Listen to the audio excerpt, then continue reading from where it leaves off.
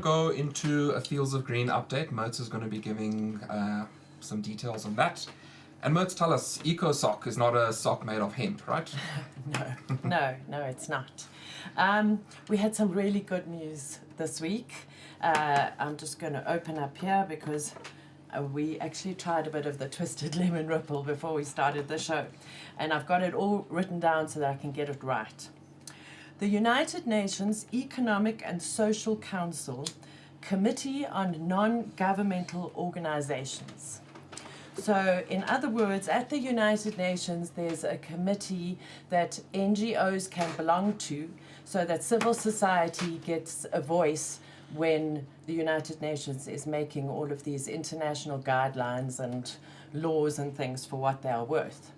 Now, soon after Jules and I went to New York in 2016 to the big ungassed drug conference, we were advised to apply for this thing called ECOSOC status. So I think it was in 2017 that we first applied. And it's a big, long, laborious process. They need everything about your NGO, your financials, your strategies, your plans, your website, and they pick it apart. And then when you first apply, then they acknowledge your seat and they'll say, okay, we'll get back to you in 6 months. And then in 6 months' time, they say, get back to you, and they say, oh, we need to know exactly what the difference is between all of our different members, because we've got affiliates and we've got Green Network members. And affiliates are generally companies, and then we've also got organizations that we associate with, and how far-reaching is our work and all of that sort of thing. So then you answer them, and they say, thank you very much, and we'll get back to you in a year. So it went on, but this week we heard that we finally got this ECOSOC status. And this is what it means. Just find it here on my phone. So the 19-member committee considers applications for consultative status and requests for reclassification submitted by non-governmental organizations. Once an application has been reviewed and approved by the committee, it is considered recommended for consultative status. Organizations with regard to general and special status, and this is the important bit, can attend meetings of the council, issue statements, while those with general status can also speak during meetings and propose agenda items. It also means that at the big meetings we can host side events, and our big mission going forward is traditional cannabis. And the rights of traditional, not necessarily only rural, but the traditional use of cannabis, and for it to be recognized, and not only medical cannabis, and also religious use and all of that. So that will be our mission, and we've got lots of support for that, and it's really amazing, and we just thought we'd share that with you. Awesome. But so, how many other types of cannabis NGOs out there have this status?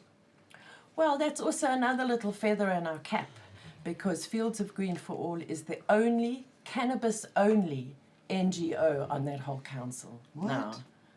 Yeah. What? In the whole world. Oh, wow. It's not first in Africa or South Africa, the world. The whole planet. The UN. Yeah. The whole of it. And also the only organization that is also in support of adult use cannabis. You know, you find people kind of almost hide behind the medical thing, and they have like veterans for access and all of that, you know.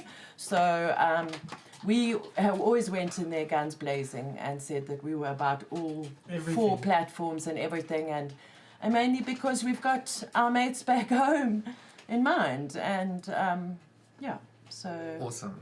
Exciting times for Fields of Green, eh? Yeah, no, it is very exciting. I think it means quite a lot of work, but it's good to keep your button on this, and you know, through our work at the UN we meet amazing people.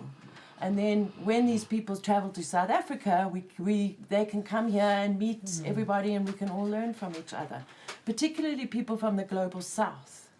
You know, in the north it's generally got a lot more money and all of that up there, but us in the global south, we need to stick together. 100%. Yeah.